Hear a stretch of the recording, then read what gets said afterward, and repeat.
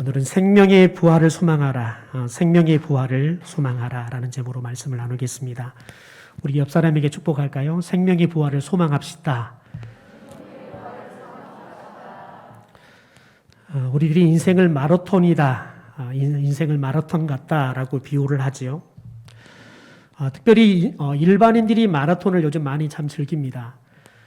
그런데 일반인들에게 마라톤은 기록보다 완주가 더 중요합니다. 왜냐하면 완주하는 것이 쉽지 않거든요. 여러분이 아무리 빨리 달려도 완주하지 못하면 마라톤은 의미가 없습니다. 여러분, 그렇다면 인생을 마라톤에 비유한다면 인생의 마라톤은 골인 지점이 어디 정도 될까요? 혹자들은 그렇게 이야기합니다. 인생의 마라톤의 출발점은 출생일 것이다. 그렇다 그러면 인생의 마라톤의 골인 지점은 죽음이 될 것이다 라고 이야기해요. 이게 보편적으로 사람들이 생각하는 인생의 골인 지점입니다. 그런데 성경은 그렇게 말하지 않습니다. 성경은 진정한 골인 지점은 죽음 너머에 있는 부활이다 라고 이야기합니다. 부활에 도착해야지만 인생의 마라톤을 완주하는 것이다 라고 말하는 것이죠. 사도 바울은 이 사실을 너무 잘 알았던 것 같습니다. 그래서 오늘 11절에 보면 어떻게 해서든지 부활에 이르려는 열망을 가집니다. 어떻게 해서든지 죽은 자 가운데서 부활에 이르려 하노니 라고 이야기하죠. 어떻게 해서든 나는 그 부활 지점까지 이루고 싶다. 이 소망을 강력하게 피력합니다. 여러분들 여기서 이른다 이 말은 목적지에 도달하다라는 뜻이 있습니다. 그러니까 목적지에 나는 꼭 도달하고 싶습니다. 사도 바울의 목적지는 죽음이 아니라 그 죽음 너머에 있는 부활이라는 이 목적지까지 반드시 이루고 싶다는 겁니다. 여러분, 우리가 부활을 이야기할 수 있는 근거는 예수 그리스도의 부활 사건에 있습니다. 왜냐하면 예수 그리스도 외에는 부활한 사람이 단 한 사람도 없기 때문에 그렇습니다. 더군다나 여러분, 우리들이 부활에 대해서 이야기할 수 있는 이유는 뭐냐면 예수 그리스도가 내가 부활한 것처럼, 부활의 첫 열매가 된 것처럼 너희들도 부활할 것이라고 약속하셨기 때문에 우리들이 부활을 이야기할 수 있는 거지요. 예수님께서 십자가에 죽으시고 3일 만에 다시 부활하셨습니다. 그래서 예수님께서 나는 부활의 첫 열매가 됐다라고 이야기해요. 여러분, 나무에서 첫 열매가 열린다는 것은 다음으로 두 번째, 세 번째 계속해서 그 나무의 열매가 맺는다는 것을 의미합니다. 예수님께서 내가 부활의 첫 열매다라고 이야기하는 것은 저와 여러분이 부활의 둘째, 셋째, 넷째 계속 부활의 열매로 우리들이 다시 살아날 거라는 것을 약속하는 겁니다. 여러분, 우리도 부활하신 예수님처럼 영광스럽고 신비로운 몸으로 부활할 것이다. 성경은 우리에게 이야기하지요. 여러분, 이처럼 사도 바울은 부활에 이르기를 원한다라고 말했는데, 여러분, 그럼 이 말을 한번 이렇게 뒤집어 생각해 보면, 그렇다면 어떤 사람은 부활에 도착하지만 어떤 사람은 부활에 도착을 못한다는 말이냐라고 우리들이 생각할 수 있습니다. 왜냐하면 사도 바울은 내가 부활이라는 그 지점에 꼭 도착하고 싶다. 그게 사도 바울의 소원이었습니다. 어떻게 해서든지 나는 그 부활에 도착하고 싶다는 거예요. 여러분, 그런데 특별히 여러분, 어떤 사람은 그런 부활에 도착할 수 있고 어떤 사람은 부활에 도착할 수 없느냐, 그게 아니라는 거지요. 성경은 모든 사람이 다 부활한다 말합니다. 예수를 믿은 사람도 예수를 믿지 않는 불신자도 부활합니다. 그러면 살짝 여러분, 이제 목사님이 조금 이상하네, 이런 생각을 할 수 있습니다. 여러분, 성경은 모든 사람이 부활한다라고 말합니다. 그러면 오늘 사도 바울이 내가 부활에 이르고 싶다라고 말하는 그 부활은 무엇을 말하는 걸까요? 여러분, 우리는 이 말을 통해서 그러면 모든 사람이 부활을 하는데 모든 사람이 경험하는 부활이 다 똑같은 부활이 아니라는 생각들을 우리는 생각할 수 있습니다. 요한복음 5장 29절 말씀을 보면 그것을 우리에게 정확하게 이야기합니다. 선한 일을 행하는 자는 생명의 부활로, 악한 일을 행한 자는 심판의 부활로 나오리라 라고 이야기합니다. 요한은 두 가지의 부활이 있다라고 이야기하죠. 하나는 생명의 부활입니다. 생명의 부활은 부활하여 영원한 생명의 축복으로 들어가는 겁니다. 그러나 다른 하나는 심판의 부활입니다. 심판의 부활은 부활하고 난 이후에 하나님의 심판을 받고 영벌에 들어가는 겁니다. 지옥불에 들어가는 거지요. 여러분, 지옥불에 들어가는데 죽을 수 없어요. 거기에서 영원히 고통을 당하면서 영벌을 받는 겁니다. 그러니까 여러분, 예수를 믿는 사람이나 예수를 믿지 않는 사람이나 공통적인 게 두 가지가 있어요. 부활한다는 거예요. 두 번째는 영원히 산다는 거예요. 그런데 중요한 것은 예수를 믿는 사람은 생명의 부활로 들어가고, 그래서 우리가 생명의 나라인 하나님의 나라에서 영원히 살게 된다는 거예요. 하나님이 예비하신 축복을 누리면서 영원히 산다는 거지요. 그러나 예수를 믿지 않는 사람들은 여러분 부활하지만 여러분 죽음의 부활, 더 나아가서 심판의 부활로 들어간다는 거예요. 그래서 그들은 그 심판의 부활로 인해서 그들이 영벌을 받으면서 지옥에서 고통을 당하며 살게 될 거라는 겁니다. 그래서 사도 바울이 나는 어떻게 해서든지 이 생명의 부활에 이루고 싶다라고 소망하는 겁니다. 그렇다면 이 생명의 부활을 어떻게 하면 우리가 이룰 수 있을까요? 사도 요한은 선한 일을 행하는 사람이 생명의 부활에 이른다라고 이야기합니다. 그럼 여러분 여기서 말하는 선한 일을 뭘 말하는 걸까요? 그냥 문자 그대로 착한 일을 말하는 걸까요? 성경은 착한 일을 선한 일이다 말하지 않습니다. 성경이 말하는 선한 일은 하나님을 믿는 겁니다.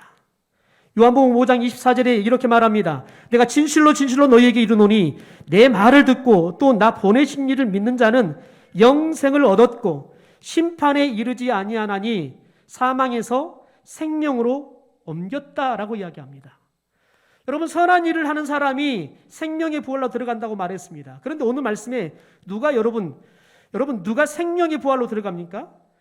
예수 그리스도의 말씀을 듣고 예수 그리스도를 보낸 하나님을 믿는 사람.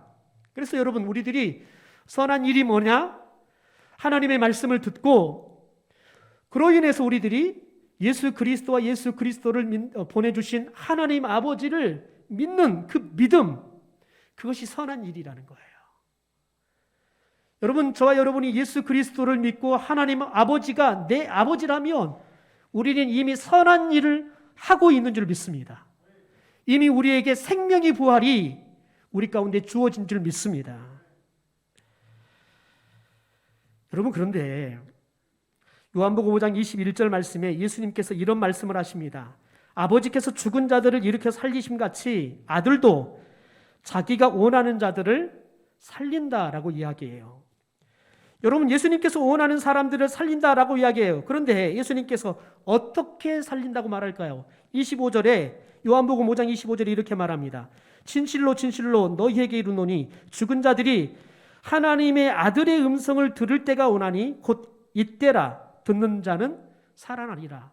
여러분, 계속 이야기하는 거 뭐냐면 하나님의 말씀, 하나님의 아들의 음성. 여러분, 이것을 들으면 살아난다라고 이야기해요. 여러분, 우리는 이 중간에 뭔가가 빠져 있는 것을 발견하지요. 여러분, 우리가 하나님의 말씀을 들으면 우리에게 생기는 게 무엇입니까? 믿음입니다. 예수 그리스도가 나를 위해 십자가에서 죽으신 나의 구주로 말씀을 들을 때만 믿어집니다. 하나님이 나를 사랑하셔서 예수 그리스도를 나의 대속 제물로 보내주셨다는 것들이 말씀을 들을 때만이 믿어질 줄 믿습니다. 여러분, 그러면 이 믿음이, 말씀을 들으면 믿음이 생기고 이 믿음으로 말미암아 저와 여러분이 영원히 살아나는 생명의 부활을 경험하게 될 줄 믿습니다. 그런데 이 생명의 부활에 이르는 비결이 생각보다 여러분 이렇게 단순합니다. 그런데 왜 사람들은 믿지 못할까요? 우리는 사도 바울이 예수를 믿는 과정들을 보면서 그 이유를 찾을 수 있습니다. 사도 바울은 처음에 예수를 믿기는커녕 오히려 예수 믿는 사람들을 미워하고 핍박하다 못해서 죽이기까지 했습니다. 성경 구체적으로 사도 바울이 누구를 죽였는지 정확하게 나오지는 않습니다. 그러나 중요한 건 사도 바울 스스로가 나는 예수 믿는 사람들을 죽였다. 스스로가 자수를 합니다. 여러분, 그런데 사도 바울이 이렇게 예수를 믿는 사람들을 싫어하고 미워하고 핍박하고 죽이기까지 했습니다. 여러분, 이게 얼마나 열심이었냐면 예수를 믿는 사람들을 합법적으로 죽이기 위해서 대제사장들에게 체포영장을 받아가지고 가서 예수 믿는 사람들을 체포해다가 감옥에 가두거나 죽이는 일을 했습니다. 여러분, 특별히 초대교회 최초의 순교자라고 말할 수 있는 스데반의 죽음의 사건에 여러분, 만약에 이스라엘 사람들을 돌로 쳐 죽일 때에는 이 사람이 돌에 맞아 죽어도 합당하다, 정당하다라고 증언할 수 있는, 증인을 서줄 수 있는 사람이 두 사람이 있어야 합니다. 여러분, 근데 스데반의 이 죽음을 증인을 섰던 사람이 바로 바울입니다. 그만큼 여러분, 복음을 전하다가 죽어가는 스데반의 이 죽음은 죽어 마땅한 죽음이다 라고 생각하고 그리스도인들을 핍박했던 사람이 이 바울이었다는 겁니다. 그런데 여러분, 바울이 예수 믿는 사람들을 왜 이렇게 미워하고 핍박했을까요? 왜냐하면 그의 마음에 이미 많은 것들이 채워져 있었는데 그 마음 안에 채워져 있는 것 때문에 여러분, 예수 믿는 사람들이 이렇게 핍박하고 죽이기까지 했던 겁니다. 오늘 보면 5절과 6절의 말씀을 쉬운 성경으로 읽어드리면 이 부분을 조금 더 쉽게 이해할 수 있습니다. 나는 태어난 지 8일 만에 할례를 받았습니다. 이스라엘 민족 중에서도 베냐민 지파의 자손이며 히브리인 중에도 히브리인입니다. 모세의 율법은 내 인생의 안내자 역할을 하여 나는 율법을 가장 엄격히 지키는 바리새인이 되었습니다. 율법을 지키는 것에 너무나 열심이었으므로 교회를 핍박하기까지 하였습니다. 내가 모세의 율법을 지키고 따르는 데 있어서는 그 어느 누구도 허점을 찾을 수 없을 정도였습니다. 사도행전 22장의 말씀을 보면 또 다른 모습들에 대해서 이야기를 합니다. 사람들이 바울이 히브리 말로 연설하는 것을 듣고 더욱 조용히 하였다. 그래서 그는 말을 계속하였다. 나는 길리기아의 다소에서 태어난 유대인이지만 자라기는 이곳 에루살렘에서 자랐습니다. 그리고 나는 가말리엘의 지도자로 우리 조상이 전해준 율법에 따라 엄격한 교육을 받았고 오늘 여기에 모인 여러분 못지않게 하나님께 대해서도 열심히 있었습니다. 그래서 나는 예수 믿는 사람들을 핍박하여 남녀를 가리지 않고 잡아 가두고 죽이기까지 하였습니다. 여러분, 우리는 오늘 본문 5절과 6절의 말씀, 사도행전 22장의 말씀을 통해서 알 수 있는 건 사도 바울이 자부심이 굉장히 많다는 것을 느낄 수 있습니다. 첫째는 여러분, 그가 가문에 대한 자부심이 있었어요. 여러분, 이스라엘 가문들 중에서, 이스라엘 민족 중에서 우리 가문은 초대 왕이 나왔던 사울 왕이 조상인 왕족 집안인 베냐민 지파에 내가 들어가 있다는 거예요. 그러니까 내가 왕족 집안의 자손이라는 거예요. 히브리인 중에 히브리인이라는 거예요. 그래서 나는 태어난 지 8일 만에 할례를 받은 사람이라는 거예요. 그것도 이방인 지역 다소에서 태어났지만 나는 그럼에도 불구하고 나는 이방 땅에 살면서도 우리 아버지 어머니가 히브리인 중에 히브리인이었기 때문에 하나님의 말씀을 따라서 내게 할례를 행했다는 거예요. 여러분 자신의 민족의 정통성에 대해서도 굉장히 자부심이 많습니다. 더 나아가서는 율법을 너무너무 열심히 지켰다는 거예요. 그래서 교회까지 핍박했다는 거죠. 율법을 얼만큼 잘 지켰냐면 다른 사람이 율법을 지키지 않는 게 있는가 찾으려고 해도 허점을 찾을 수 없을 정도로 완벽하게 율법을 지킨 사람이었다 자랑해요. 더군다나 여러분 사도행전에 보니까 그가 여러분 길리기아 다소라는 해에서 태어나요. 그리고 성서학자들은 그가 아마 12살이 되기 전까지는 다소에서 자랐을 것이다. 왜냐하면 성경은 그가 다소에서 태어나고 다소에서 성장했다라고 이야기하기 때문에 그렇습니다. 그런데 오늘 말씀에 보면 그가 태어난 것은 다소에 태어났지만 에루살렘에서 자랐다라고 이야기해요. 이걸 두 가지를 다 조합하면 성서학자들은 아마 12살이 되기 전까지는 다소에서 자랐지만 12살이 되면 이스라엘 모든 남자들은 다 성년식을 하기 위해서 에루살렘으로 모여듭니다. 아마 성년식을 한 12살에 에루살렘을 올라와서 가말리엘 문화에 들어가서 율법을 공부하는 그런 학자의 길을 걷게 되었을 것이다 라고 이야기를 합니다. 그러니까 여러분, 바울은 집안도 물론이고 또한 삶도 물론이고 학벌도 당대의 가장 탁월한 학벌을 갖고 있었습니다. 그래서 여러분, 나는 예수 믿는 사람들을 핍박했고 남녀를 가리지 않고 잡아 가두고 죽이기까지 했다라고 스스로를 고발하고 있는 것을 보게 되어집니다. 여러분, 바울은 본인이 가지고 있는 기득권층의 권력들, 그들이 주장하는 것들, 더 나아가서 유대교의 율법주의, 여러분 이것들이 예수 그리스도를 믿지 못하게 한 거예요. 왜냐하면 그것이 자신의 마음 안에 꽉 찼기 때문에 그렇습니다. 특별히 여러분 유대교의 중심적인 역할을 했던 대제사장이나 서기관, 장로, 바리새인들은 예수님께서는 성경에 예언되어 있는 초림 예수가 아니라니 메시아가 아니라고 믿었습니다. 그래서 예수님을 핍박했던 겁니다. 여러분 바리새인 중에 바리새인이었던 아마 사울도 바울이었던 사울도 동일했을 것입니다. 왜냐하면 그때 당시에 대부분의 바리새인들은 예수님에 대해서 그렇게 생각했기 때문에 그렇습니다. 더군다나 여러분 자연스럽게 그래서 예수 그리스도를 여러분 나사렛 총구석에 태어난 그런 사이비 이단 교주 정도로 생각했습니다. 그래서 유대교를 혼란하게 하고 사회를 혼란스럽게 하는 아주 악의 축 같은 존재로 여기고 어떻게 해든지 죽이려고 작정을 하고 결국은 십자가에 못 박고 죽인 거지요. 여러분 바울도 마찬가지입니다. 그래서 예수 그리스도를 믿는 사람들을 하찮게 생각했습니다. 더 나아가서 예수 그리스도를 믿는 사람들은 사회의 악의 축으로 생각했습니다. 더군다나 본인이 믿고 있는 이 유대교를 혼란하게 하고 유대교인들을 많이 배교하게 하는, 그래서 유대교는 물론이고 유대교를 믿는 가정들이 이 종교적인 배교 때문에 수많은 문제들이 생기는 그런 혼란을 가중시켰기 때문에 예수 믿는 사람들을 잡아다가 어떻게 하든지 없애버리려고 그렇게 열심으로 활동했던 것이죠. 여러분 어느 날 다메섹에서 예수 믿는 사람이 많다는 소식을 듣고 바울이 대제사장에게 체포영장을 발부받아가서 이 사람들을 잡으러 갑니다. 그러다가 다메섹으로 가는 길을 위해서 부활하신 예수님을 만나게 되어집니다. 여러분 그가 부활하신 예수님을 만나자마자 예수님이 여러분 믿어지기 시작하는 겁니다. 예수님을 나의 구주로 믿기 시작하는 거지요. 그래서 사도 바울이 이 사실을 이렇게 우리에게 전해주고 있습니다. 고린도전서 15장 3절에서 8절까지의 말씀을 제가 읽어드리겠습니다. 나는 먼저 내가 전에 받은 것을 여러분에게 전하였습니다. 왜 바울이 얼마나 솔직한 사람이냐면 바울은 여러분 예수님과 함께 공생애를 벌이지 않았어요. 그래서 예수님께서 어떻게 공생애를 벌였는지, 어떻게 십자가에 죽으셨는지, 그리고 어떻게 부활했는지, 예수님 부활을 누가 어떻게 목도했는지 본인은 보지 않았어요. 전해 들었어요.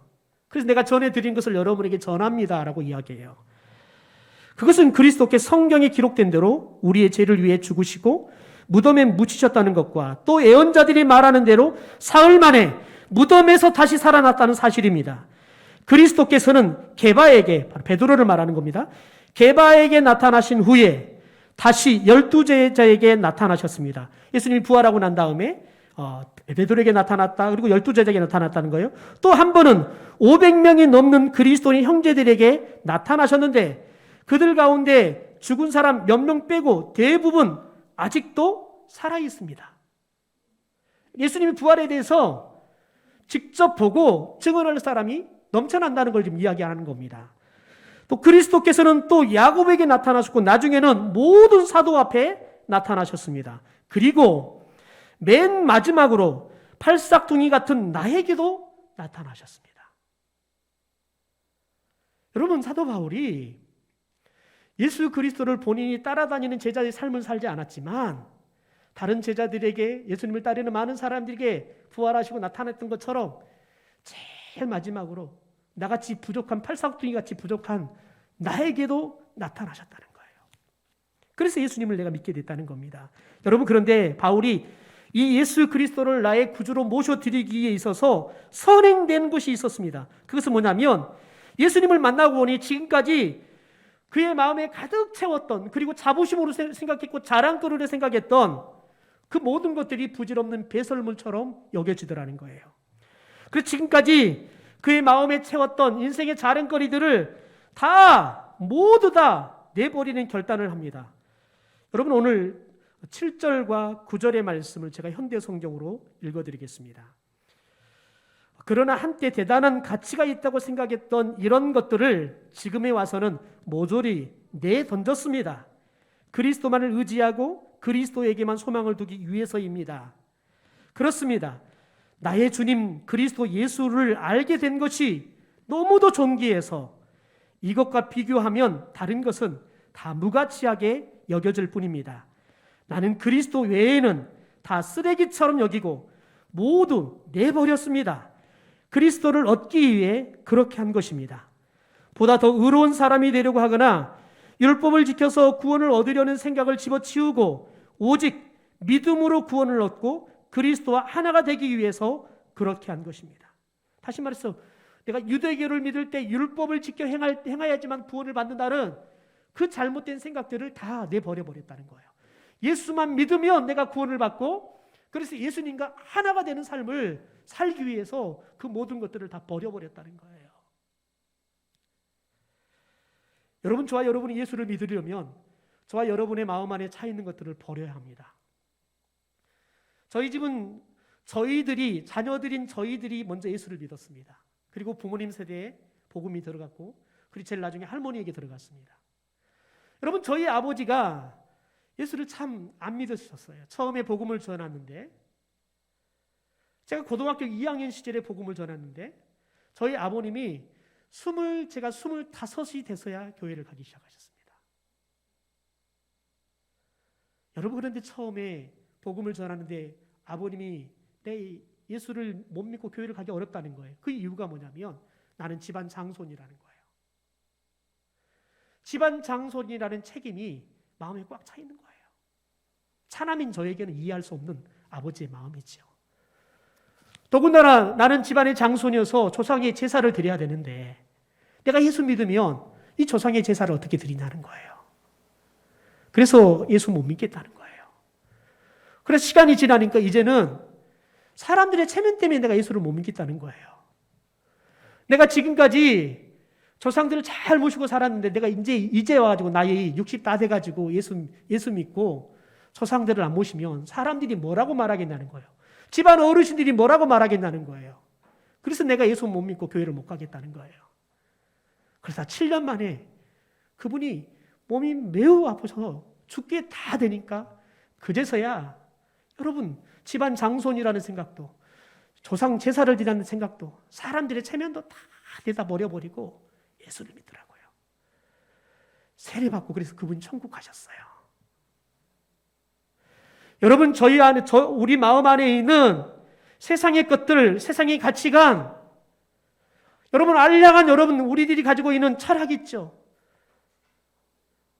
여러분, 그것들이 예수를 못 믿게 하는 거예요. 심지어 어떤 사람은 미션 스쿨을 적당히 다녔다가 그때 알았던 것이 마치 다인 것처럼 근데 내가 다 안다고 생각하고 절대 예수를 믿지 않아요. 교회로 오지 않아요. 여러분, 그 조그마한 것이 사탄의 도구가 되기 시작하면 여러분, 보잘것없는 그 조그만 것에 노예가 되어서 예수님을 받아들일 수 없게 되어지는 겁니다. 그러므로 여러분, 저와 여러분이 이 시간 하나님의 말씀을 들을 때 성령의 감동을 통해서 저와 여러분의 안에 예수 그리스도를 모시게 되어지는 그런 역사가 일어나기를 소망합니다. 어떤 사람은 술 때문에, 어떤 사람은 담배 때문에 예수를 못 믿겠다고 이야기합니다. 여러분, 술과 담배는 예수를 믿는데 아무런 제약이 되지 않습니다. 먹어도 됩니다. 피워도 됩니다. 여러분, 예수를 믿으십시오. 여러분, 예수를 믿으시면 하나님께서 때가 되면 여러분이 그것들이 여러분의 몸에 유익하지 않다는 것들을 생각을 불어넣고 그 생각이 있어도 여러분이 마시는 것을 하기가 어렵습니다. 여러분, 끊는 것도 어렵고 술을 여러분 안 마시는 것도 어려워요. 그러나 성령께서 여러분 가운데 역사하시기 시작하면 어느 날 갑자기 먹을 수 없고 필 수 없고 마실 수 없게 될 줄 믿습니다. 사랑하는 성도 여러분, 지금까지 교회는 열심히 다녔지만 단 한 번도 예수님을 마음에 모셔드려보지 못한 분이 계시지 않습니까? 여러분, 이 시간 여러분이 저를 통해서 하나님의 말씀을 들려줄 때 하나님의 음성을 듣고 여러분의 마음을 열고 예수 그리스도를 영접할 수 있게 되기를 주님의 이름으로 축원합니다. 요한계시록 3장 20절에 볼지어다 내가 문 밖에 서서 두드리노니 누구든지 내 음성을 듣고 문을 열면 내가 그에게 들어가 그와 더불어 먹고 그는 나와 더불어 먹으리라 라고 약속하십니다. 예수님의 음성을 듣고 마음 문을 열면 그분이 우리 속에 들어온다라고 이야기합니다.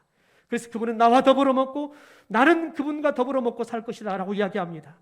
요한복음 1장 12절 말씀에 영접하는 자, 예수님을 모셔드리는 사람, 그리고 그 예수님을 믿는 사람들에게는 하나님의 자녀가 되는 권세를 준다, 특권을 주신다 약속하셨습니다. 여러분 이 시간 여러분의 마음 문을 여시고 예수 그리스도를 여러분의 구주로, 나의 구주로 영접할 수 있게 되기를 소망합니다. 여러분 이 시간 특별히 내가 교회를 오래 다녔지만 한 번도 예수 그리스도를 마음에 영접하지 못한 사람이 있다면 우리 가슴에 손을 얹었으면 좋겠습니다. 아니 우리 모두 가슴에 손을 얹었으면 좋겠습니다. 우리 아직도 예수님을 영접하지 못한 사람들을 위해서 우리가 좀 도왔으면 좋겠습니다. 이 시간 아직도 예수님을 영접하지 못하신 분들은 저를 따라서 기도했으면 좋겠습니다. 혹시 저를 따라하기 힘드시면 앞에 자막에가 기도문도 나옵니다. 한번 같이 기도했으면 좋겠습니다. 하나님 아버지, 하나님 아버지, 저는 죽을 수밖에 없는 죄인입니다. 예수님께서 저의 죄를 위해 십자가에 죽으시고 3일 만에 다시 살아나신 것을 믿습니다. 예수님 지금 제 마음속에 들어와 주십시오. 저의 모든 죄를 용서해 주시고 하나님의 자녀로 삼아 주시옵소서. 예수님의 이름으로 기도합니다. 아멘. 여러분이 이제 여러분은 하나님의 자녀가 된 줄 믿습니다. 왜냐하면 하나님은 너가 나를 영접하면 하나님의 자녀가 되는 권세를 줬다라고 약속하십니다. 이제는 저와 여러분이 죄와 사망에서 영원한 생명과 천국으로 옮겨준 줄 믿습니다. 이제 여러분 속에 계시는 예수님은 여러분을 영원히 떠나지 않고 여러분과 영원히 함께 하시고 계실 줄 믿습니다. 하나님은 자신의 기쁘신 뜻을 위해서 여러분에게 소원을 주신다 말씀하십니다. 그 소원을 행할 수 있도록 여러분을 도와주신다 약속하십니다. 이제는 예수님 없는 소원을 가졌던 우리들이 이제는 예수님이 그분의 기쁘신 뜻을 우리의 소원에 담아주셔서 하나님이 주시는 소원을 가지고 살되 우리의 소원을 내가 아니라 내 안에 계시는 하나님이 이루시는 그런 기쁨의 삶을 살 수 있게 되기를 주님의 이름으로 축원합니다. 여러분 생명의 부활을 얻은 성도는 그럼 이제 어떻게 살아야 될까요? 간단하게 세 가지만 생각하겠습니다. 첫째는 여러분 우리에게 부활의 산소망을 주시는 하나님 아버지를 예배해야 하는 겁니다. 베드로전서 1장 3절과 4절 말씀을 우리 같이 한번 읽어보겠습니다. 같이 읽죠. 시작. 우리 주 예수 그리스도의 아버지 하나님께 찬양을 드립시다. 그분은 우리를 불쌍히 여기셔서 죽은 사람들 가운데서 부활하신 예수 그리스도를 통해 우리를 거듭나게 하시고 살 희망을 갖게 하셨으며 썩지 않고 더럽히지 않고 시들지 않은 하늘의 간직한 축복을 여러분이 받도록 하셨습니다. 여러분 두 번째는 여러 가지 시험을 당해도 크게 기뻐해야 합니다. 베드로전서 1장 6절의 말씀을 같이 읽어보겠습니다. 그러므로 너희가 이제 여러 가지 시험으로 말미암아 잠깐 근심하게 되지 않을 수 없으나 오히려 크게 기뻐하는도다. 여러분 우리들이 예수를 믿고 살아도 예수를 믿기 전처럼 여전히 여러 가지 시험이 찾아올 겁니다. 그런데 여러분 예수를 믿고 나면 여러 가지 시험이 와도 오히려 더 크게 기뻐하라는 거예요. 왜냐하면 마치 여러분 금이 불을 만나면 더 강해지고 더 순전한 정금으로 연단이 되듯이 저와 여러분이 시험을 만나면 그 시험 때문에 저와 여러분이 더 강력한 믿음, 저와 여러분의 믿음이 더 순수한 믿음이 될 줄 믿습니다. 그러면 예수님이 다시 오실 때 칭찬과 영광과 존귀를 우리에게 주실 것이다 약속하기 때문에 그렇습니다. 여러분 그래서 사도 바울은 확신에 찬 믿음으로 우리에게 이렇게 말합니다. 우리 함께 베드로전서 1장 8절 9절 말씀을 같이 읽겠습니다. 시작. 여러분은 예수 그리스도를 한 번도 뵌 적이 없는데도 사랑하고 있습니다. 지금 그분의 말씀을 보고 있는 것도 아니면서도 그분을 믿고 있습니다. 지금 여러분은 땅 위에서 살고 있지만 말로는 다 표현할 수 없는 하늘로부터 오는 기쁨으로 행복감에 젖어 있습니다. 바로 이 같은 믿음이 여러분의 영혼을 구원하는 것입니다. 여러분, 저와 여러분이 예수 그리스도를 믿으면 하늘로부터 오는 기쁨, 말로 다 표현할 수 없는 하늘로부터 오는 기쁨으로 인해서 행복감에 젖어 살게 될 줄 믿습니다. 마지막으로 여러분, 주의 일에 항상 힘써야 합니다. 사도 바울은 고린도전서 15장의 말씀에서 주님이 다시 오실 때 하늘에서 나팔 소리가 울려 퍼질 거라고 이야기합니다. 그러면 눈발 깜짝할 사이에 이미 죽었던 그리스도인들이 먼저 신령한 몸으로 살아날 거라는 거예요. 그리고 아직 죽지 않았던 우리들도 예수 그리스도처럼 우리의 몸이 신령한 몸으로 변화되게 될 거라는 거예요. 그래서 58절에 이렇게 말합니다. 우리 58절의 말씀을 같이 읽어보죠. 시작. 나의 사랑하는 형제들이여, 장래의 승리는 확실한 것입니다. 그러니 굳게 서서 흔들리지 말고 주님의 일에 항상 힘쓰십시오. 부활은 분명히 이루어지며 주님을 위해 일하는 것이 결코 헛되지 않다는 것을 기억하십시오. 그래서 오늘 사도 바울은 빌립보서 3장의 말씀 가운데서 표대를 향하여 그리스도 안에서 하나님이 위에서 부르신 부름의 상을 얻기 위해서 나는 달려간다라고 이야기합니다. 사랑하는 성도 여러분, 저와 여러분이 예수 그리스도를 믿음으로 예수 그리스도가 우리에게 주시는 생명의 부활을 얻을 수 있게 되기를 소망합니다. 저와 여러분 모두가 생명의 부활에 이르기를 소망하며 살아가는 그런 예수 그리스도의 제자들이 되기를 주님의 이름으로 축원합니다.